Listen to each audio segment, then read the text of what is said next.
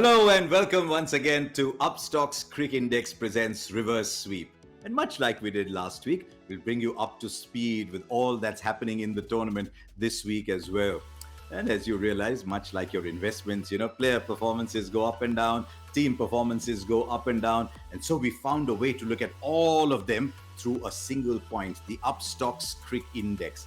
It looks at various parameters through batting, bowling, and fielding. It analyzes a lot of data and allows you to arrive at a single point on a scale of 1 to 10. So in a sense, you know how the players are doing just by looking at it in one place. You can actually look at it as a measure of confidence in your own investments. And as I said, it's purely on one scale, so it makes that comparison very easy. So, है ना? Analyze करने का simple तरीका? तो चलो start करके देखें.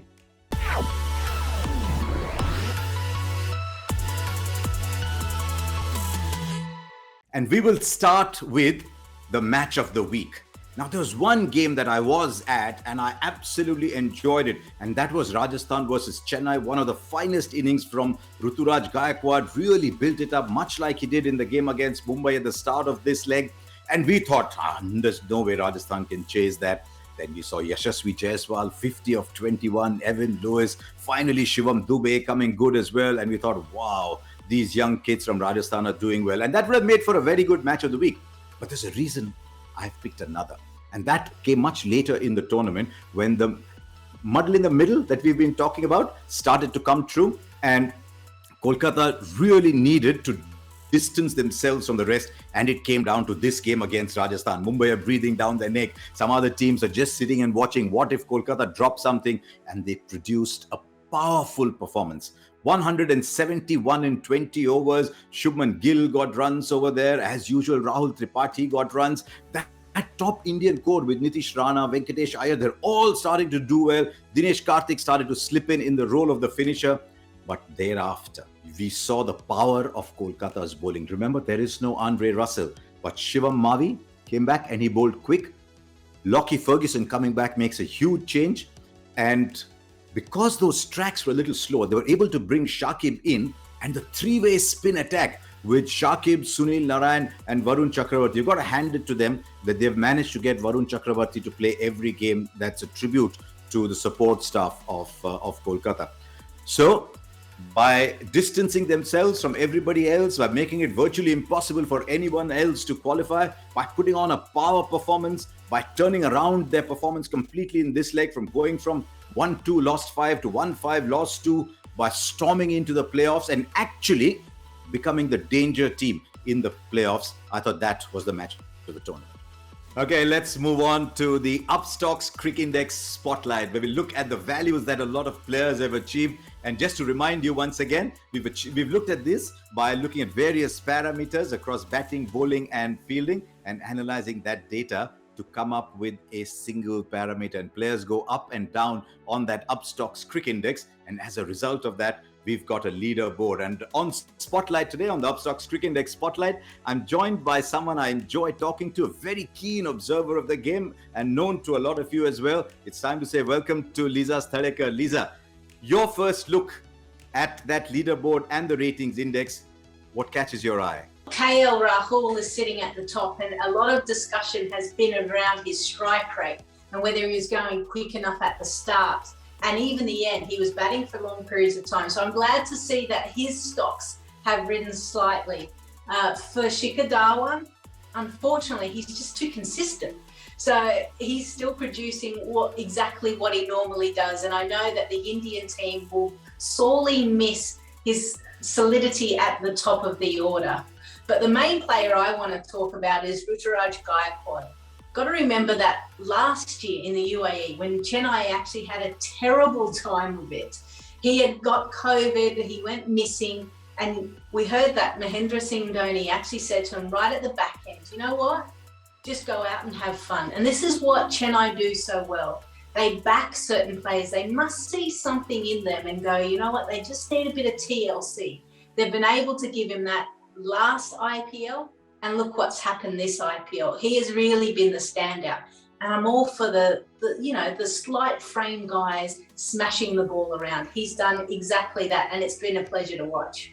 Yes, you can see why Lisa likes Ruturaj Gaikwad as well on that Upstox Cric Index. He's made a magnificent jump up, even though his rating was already not too bad. But in general, if you look at that batter leaderboard, you'll find there aren't too many dramatic upswings because the way the matches have been played recently, the tracks have been a little slow. The batsmen have struggled, not huge totals as well, and it's the bowlers that have won matches. And so let's focus this time on Spotlight. Let's look at the bowlers. And much like we do every week, I'm going to ask you, Lisa, and I know you like bowling. You used to bowl those lovely loopy off breaks. Even though you batted, you had a soft corner for bowling. So I'm going to ask you to pick two bowlers that you were most impressed by and one that's maybe not so much by. So let's start. Who's your first pick, Lisa? Bangalore have been searching for an Indian bowler to have an impact in their side. It isn't about just their batters. They have done that in the past, and guess what? They haven't really been able to lay claim into the finals or even push to actually win the title. But Harsha Patel is one of the reasons why Bangalore are in such a good position. You know, he moved from Delhi, got the opportunity here, and he hasn't turned back. He has been able to pick up wickets whenever Virat Kohli throws him the ball. And it's so exciting to see. The fact that he's beaten Jasprit Bumrah in IPL history for the most wickets taken by an Indian bowler just shows you what a breakout season he's having. That is a fabulous number for Harshal Patel. When your rating is already high and you're showing a magnificent growth, gee, you want investments like those. 8.75, the role he has played for Bangalore this season has been simply magnificent. Taking the pace off, bowling those cutters, the conditions have suited him, and he has just completed that side. There's one other bowler that I absolutely enjoyed watching. You think of Delhi and you think Heinrich Nortje, you think Riso Rabada, you think of all of them, and coming up strongly in their midst is Avesh Khan. See the growth percent. See, the rating is already pretty good at 7.89, and that is a trajectory that has gone up not just this week, but I'll tell you, here is a player that you're going to see a lot of going ahead. Lisa, what impressed you about Avesh Khan? Well, I've been really impressed with Avesh Khan.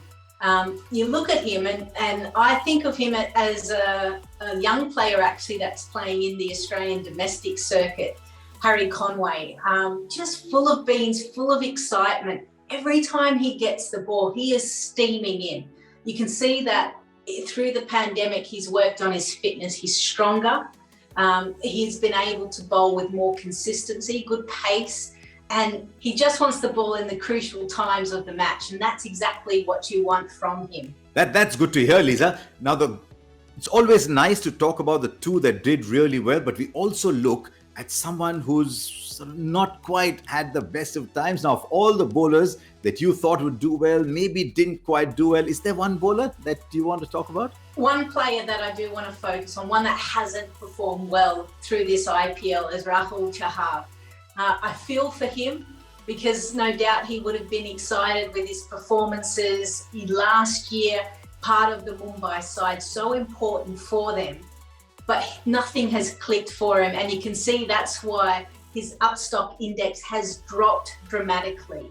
Real question marks on whether he will continue within this Indian setup, but certainly he's got time to ponder, to think about it. No doubt he'll come back, but it has been a difficult year for him. Yeah, Lisa, I'm a big fan of Rahul Chahar as well. I think he's got a big heart. He's trying something different, but those numbers are not looking great. They're not impressing anybody. In the first half, he was such a big figure for Mumbai, but it just hasn't worked right for him. Rating of just 5.3. He's come down as well. And for his sake, I really hope he picks up. I hope that investment starts to boom at some point. So there you go. That was the Upstox Cric Index Spotlight.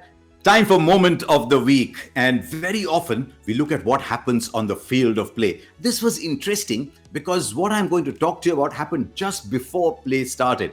MS Dhoni was asked about his future, and these days Dhoni is very candid, very open. He's a joy to interview, and he said, "I will be back again in yellow, but as a player or not, I do not know." And then, of course, he quickly went on to explain that he doesn't know the retention policy is, he doesn't know what the purses will be. And I think he was maybe just thinking, do I block another place? The franchise has come out and said, of course, that Dhoni will stay with the franchise for as long as he wants. But I thought he got everybody talking about it, but he did it in his own little way, as if to say, look, I want to be. I will always be yellow, much like Virat Kohli had said earlier that I will always be a Bangalore Red. But I do not know, because there's always the element of mystery, mystique, a little bit of the unknown around MS Dhoni. So I just thought the disarming way in which he said it at the toss was the moment of the week. Let's take a look at where the teams are one final time. And this is what the points table now looks like. 4 qualifiers: Delhi, Chennai, Bangalore, Kolkata. As you see this, just look back to what your thoughts were when it all started. And I think the team to watch out there, really, and the team to admire there is Kolkata. Delhi were up and running straight away. Chennai turned it around in magnificent style from last year. Bangalore qualified last year. I don't think there was any doubt of them qualifying this year. They always give their fans a little scare here and there. But Kolkata, from 2-5 to come up the way they did, was fantastic. And all that McCullum and Morgan and Dinesh Karthik and all have been talking about actually came true. Which leads me to the match that I'm looking forward to. There is, of course, 1 versus 2, that's Delhi versus Chennai, but that's not an eliminator.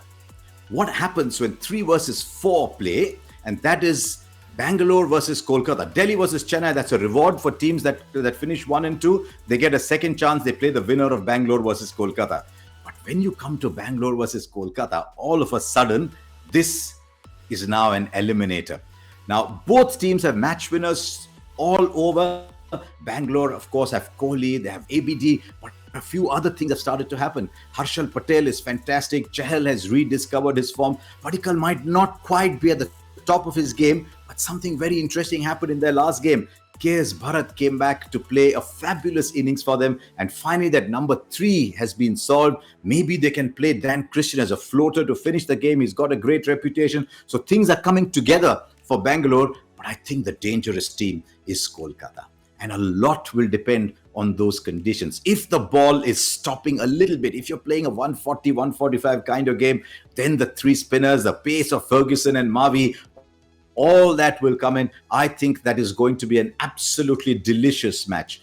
Kolkata versus Bangalore, to determine which team stays in the competition from 2 teams that have had such a good tournament. So there you are. There's so much to look forward to. And as usual, we will bring you all the movements up and down through our Upstocks Cric Index when we meet next week on Upstocks Cric Index presents Reverse Sweep.